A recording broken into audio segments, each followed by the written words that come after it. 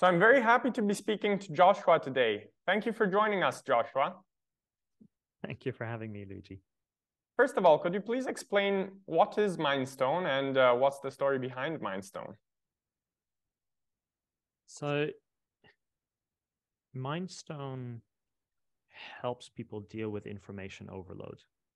All the articles, podcasts, videos that they interact with on a daily basis, we help you prioritize them, get to the most important bits, discard the things that are not important or not useful to you. And then ultimately, we want to help you learn from what you're interacting with on a daily basis, and then quantify what you're learning, the skills that you're acquiring, in a way that employers would recognize, so that you can get your next job or your next promotion based on all the articles, podcasts, and videos that you interact with on a daily basis. Okay, and how does this actually work in practice? It's a app that people install on their laptops, on their phones. Is there an extension, browser extension, all of this? All of the above. So it's an app you can install on Android or iOS. It's an extension that lives in your browser. Whenever you come across an interesting piece of content that you want to put aside, you can use the extension or the apps to quickly share it to Mindstone. Once it's in your Mindstone account, you can then, whenever you have the time to engage with it, get back to it, highlight, comment, figure out what's important, again, discard the rest. But all of that then happens within the Mindstone universe. It helps you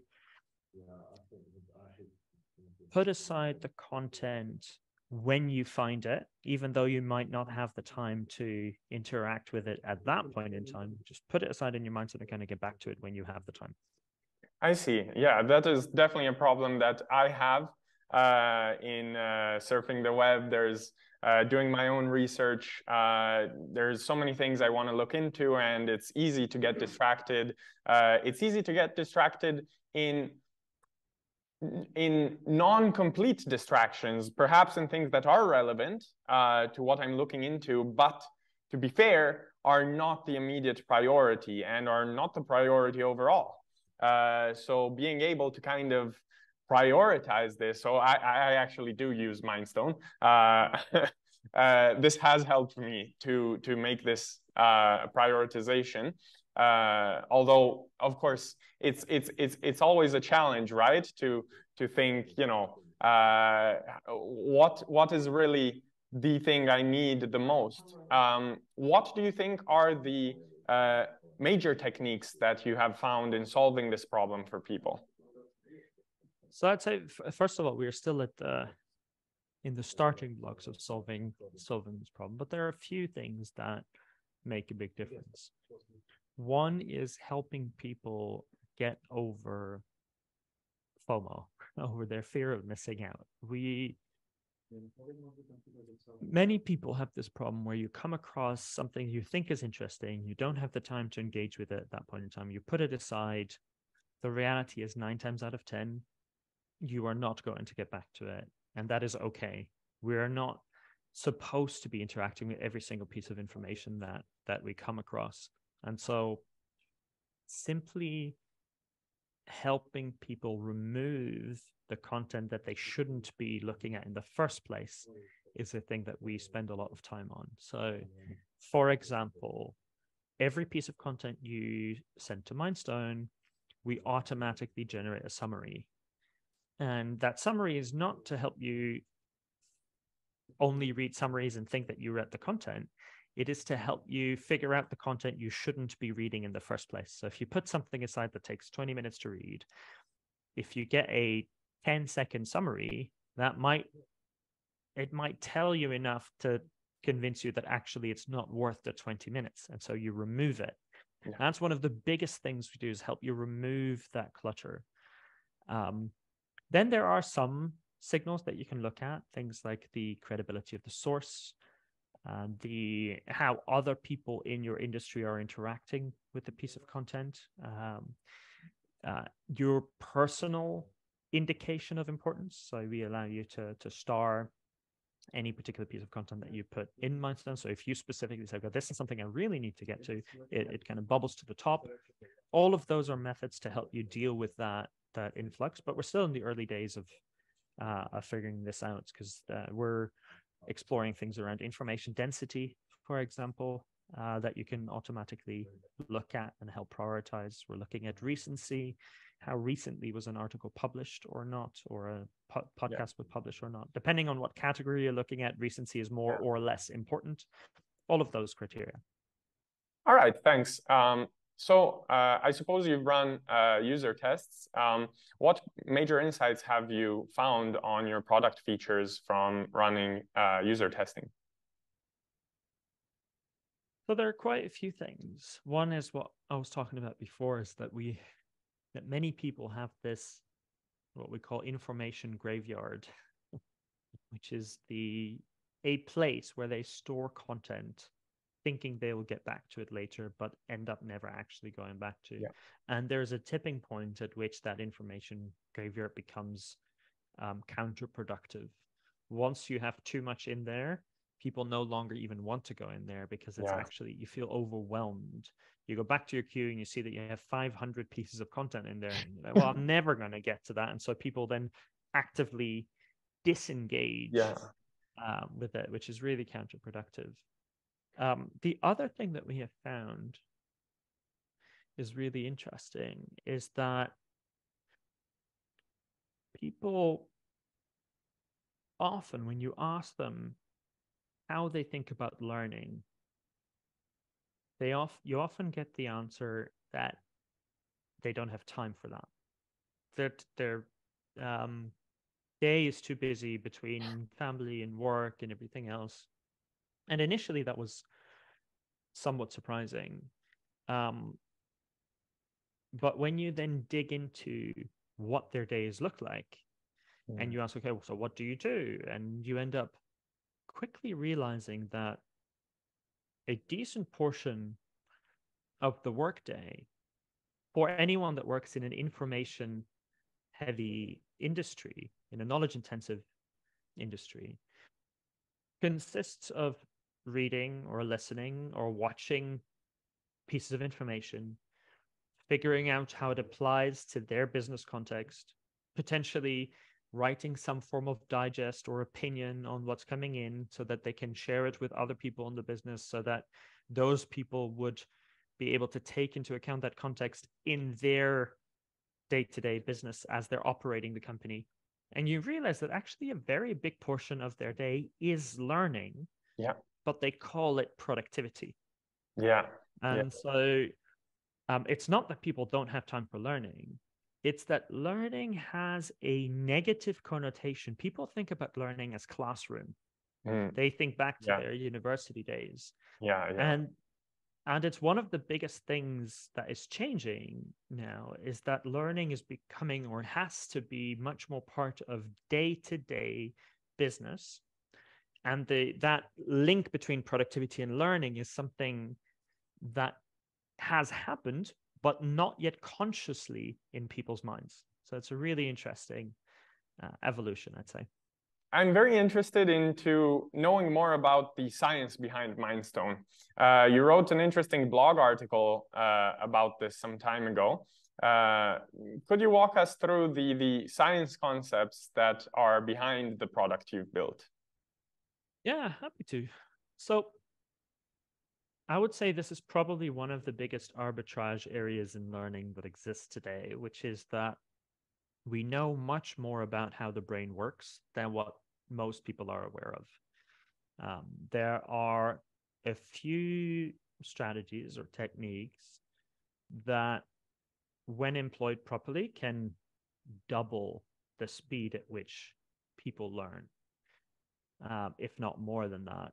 And I'm not talking about kind of some fringe science that has the ad hoc study here or there. I'm talking purely about some of the really core concepts that have been proven with hundreds of studies. And they tend to center around kind of three core concepts: the concept of spacing, the concept of recall, and the concept of interleaving. So each of them So two of them are already incorporated within Mindstone, and each of them we want to be core to the platform itself. The idea is that we can bring these concepts to the way you interact with content in a way that is as easy as possible and as effective as possible, so that you don't even need to know that it's happening, but it's happening behind the scenes. So the concept of spacing is one that I always find really interesting, because basically there's an ideal frequency at which your brain is exposed to information if what you're looking for is to remember or retain that information. Now, we've known this for years and years and years because it's been used in marketing over and over. When marketers try to make sure that you remember a certain brand name, they know to make sure that you are exposed to that brand name multiple times during a certain time period. And it's not enough to see the same brand 5 times in the same day and then nothing again. It's much better to do this once every day, or twice in 2 days, and then once a week. Like, all of this has been used, but for some reason, it has never fully made its way into education or learning. So simply using that mechanism alone can double the amount of information you retain from the content you engage with for the same amount of time that you're spending with content. Very, very simple. The second concept is the concept of recall. I'll jump into the spacing part before we move on to recall. I think there's an interesting aspect, or what I found extremely appealing about Mindstone in regards to spacing, that I do think actually there are EdTech apps that have applied spacing to their product. So it is not perhaps the case that it has never been applied in education. But what I had even thought about before using Mindstone is, how about all the information that I find here and there, right? If I could apply spacing to that information without, consciously having to take the note and then organize my own spacing procedures to remember that, and creating an extremely time-consuming procedure in order to organize my own learning, then that might exponentially improve my informal learning that happens when I'm doing research on a certain topic and stumble upon information that I might want to retain in the long term. And I think this is one of the great problems that Mindstone is addressing. Do you agree about this? Correct. So one of the way that we do it is that as you interact with content, everything you highlight is automatically placed on a spaced repetition algorithm to help you remember it. So by using Mindstone, we automatically help you remember the things you thought were most interesting, whether that's through videos, podcasts, or articles. And so we do that using spaced repetition and recall. We actually use both of them. The principle behind recall is also very simple, which is that lots of people think that rereading or re-engaging with a piece of content over and over again is an effective way to remember it. Although it can help a little bit, obviously reading or engaging with a piece of content twice helps you remember more than if you engage with it once. But it is proven to be much more effective to try and force yourself to remember it before you re-engage with it. So lots of studies have proven that if you have 1 hour to spend with a piece of content, it is much more effective to engage with a piece of content once, try and remember it, re-engage with it, try and remember it, re-engage with it in that type of cycle, rather than try and reread or re-engage with it constantly, hoping that you'll remember more of it. And again, you're talking about results of between 30, 40 to 60% more retained information for the same amount of time that you spend with the content. So pretty dramatic effects. Mm. And what's the difference there between memorization of data points in a broader sense versus instead deep learning of concepts? How can we apply, for example, recall to deep learning? So at a fundamental level, they are not too dissimilar in terms of how the brain works. So the way you learn, every piece of information that you learn, that you are exposed to, your brain tries to draw connections to existing information, existing concepts you are already aware of.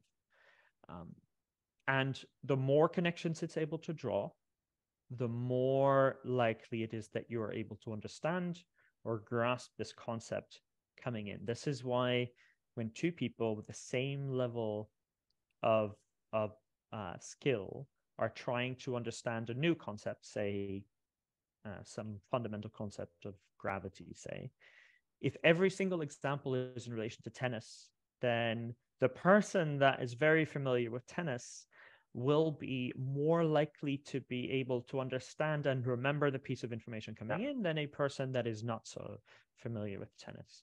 Yeah. Even though from a physics perspective, maybe both of those people would be at the exact same level. Yeah. And so fundamentally, when you're thinking about deep learning and drawing connections to new information coming in, it is about trying to link what is coming into what you already know. And part of this process of recall is fundamentally helping you with this. There's this concept in the science of learning around desirable difficulties.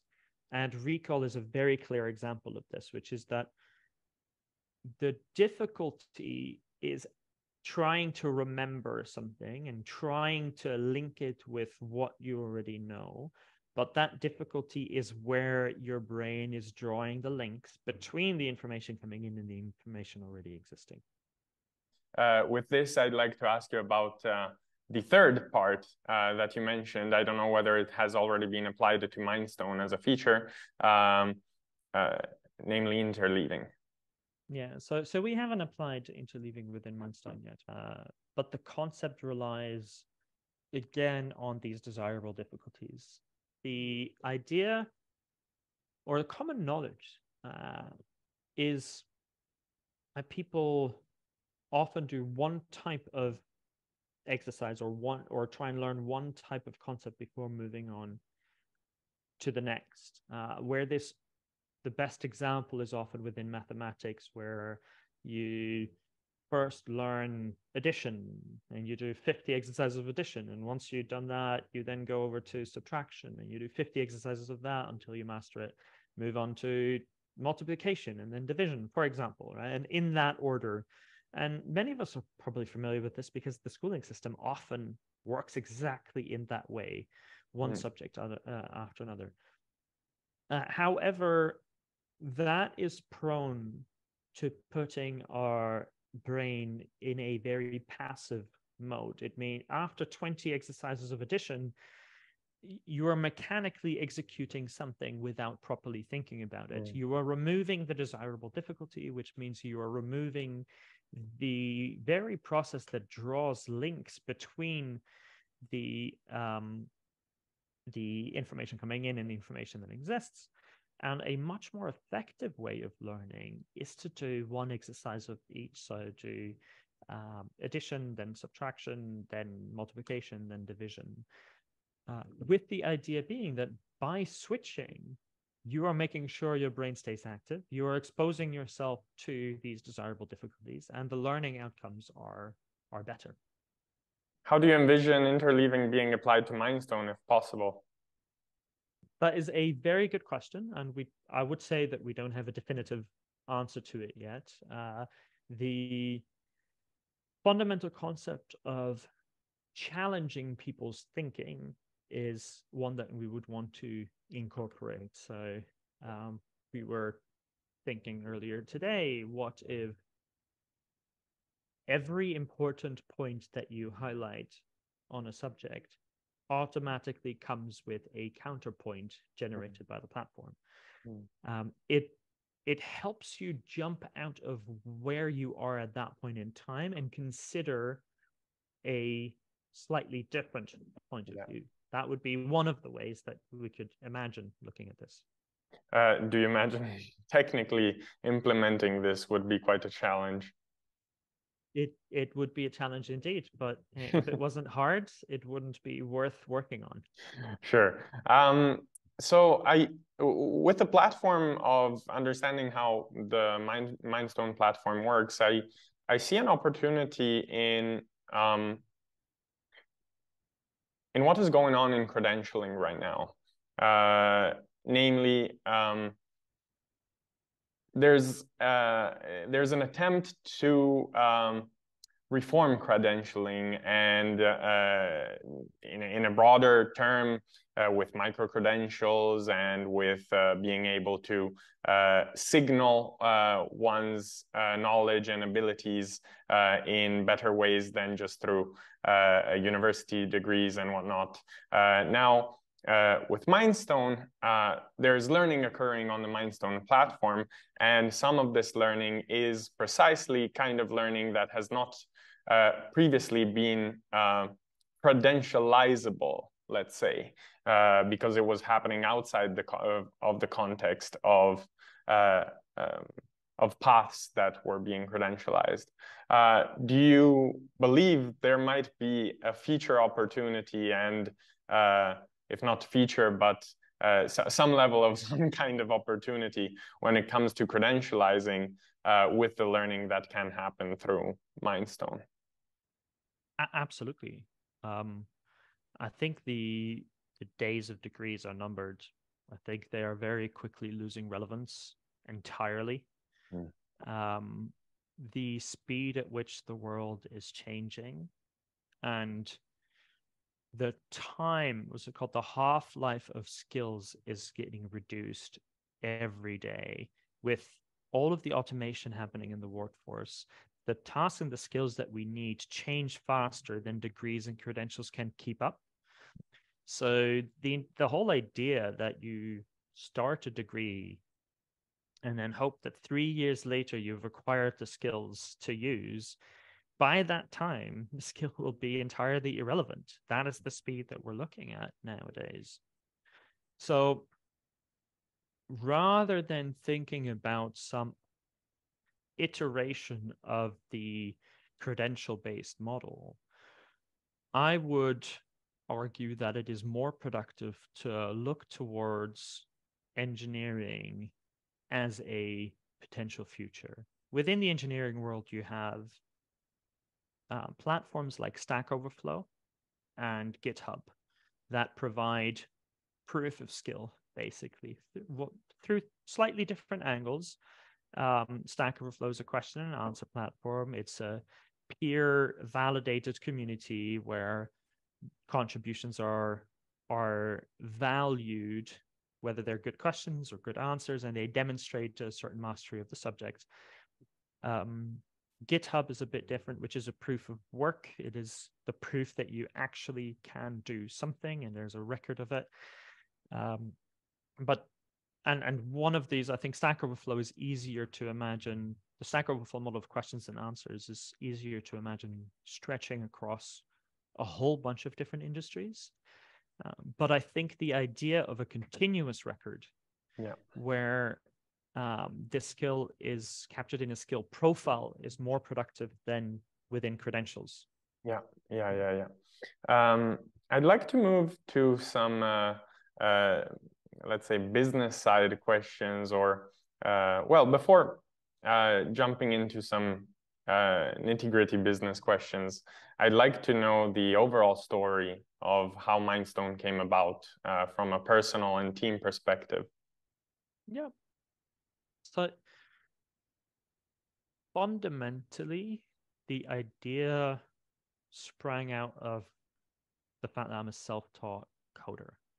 So when I was 11, I started getting introduced to building websites by just through the internet.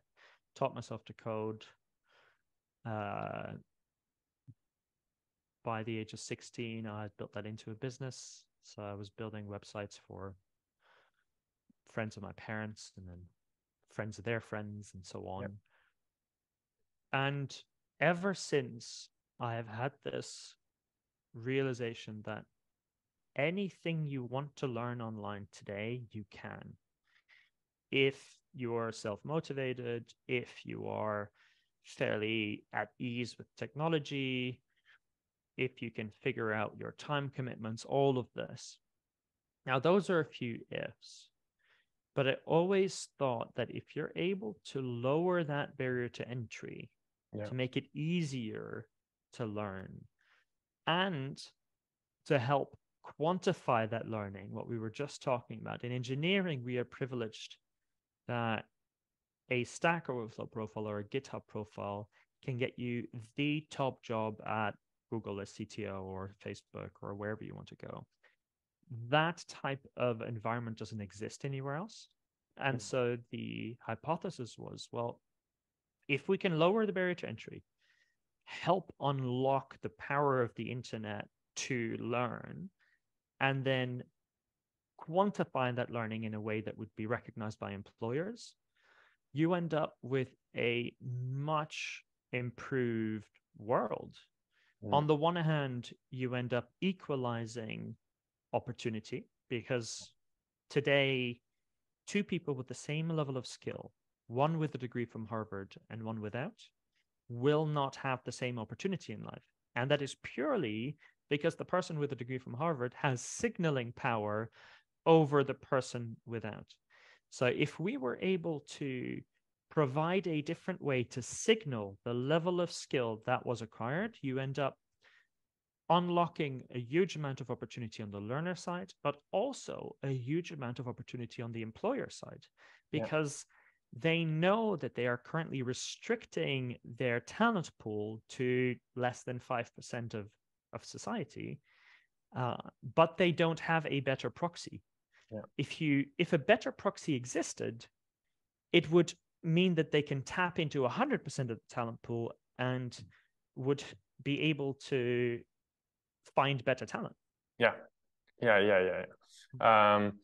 I'd like to ask you about part of the story of Mindstone that I'm aware about, some of the change of tracks, and they've never been total change of tracks, but some level of pivoting, which is actually a very important skill to have, because you start off with an idea, and through user testing and through development and testing and developing and testing, you constantly get more information about how people could utilize what you've built until now, also having to leave behind some of the things that you had originally in mind. And this is a valued skill, because the inability to do this might bring someone to develop something that is actually not needed out there. How has your experience with changing directions lightly or to some extent been you and your team? So I would say we are very data-driven as a team. And I mean, this is not the first time that we're building a company either. We're very familiar with the whole build, test, learn, iterate loop. I think we probably were even too much on the end of the spectrum of too many quick iterations, I'd say, rather than sticking a little bit more with what we had. There were two big moments of pivot.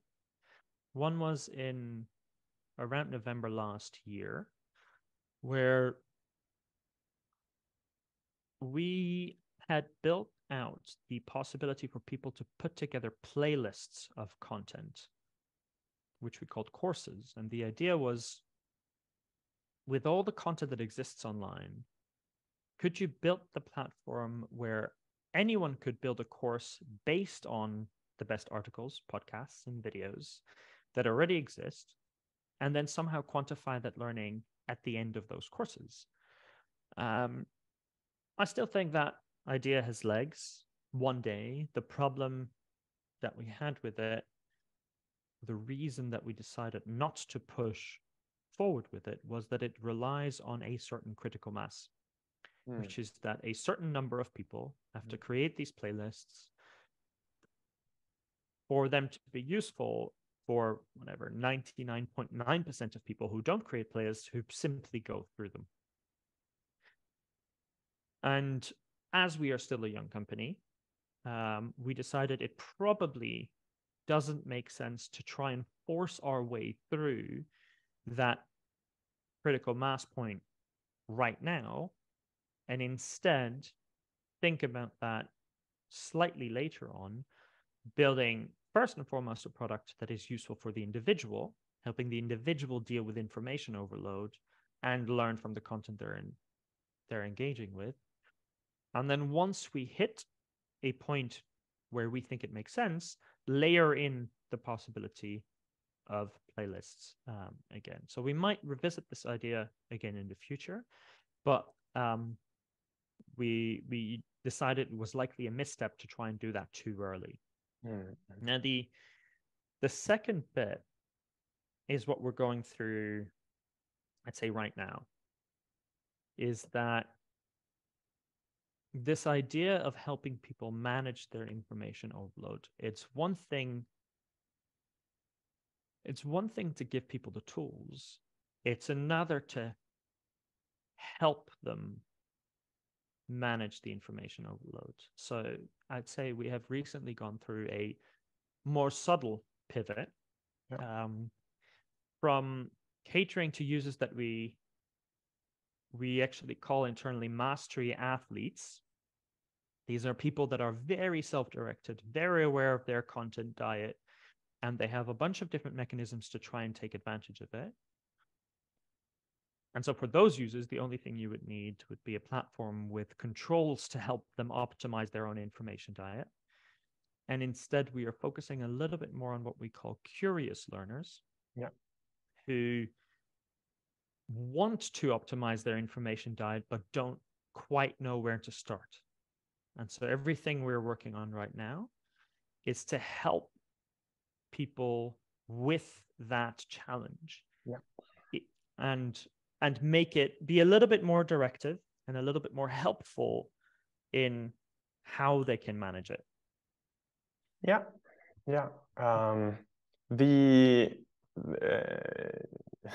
You mentioned the stage you're at. What business stage are you at? So we are currently just before the seed level, I'd say. So we have figured out the initial markers of product market fit.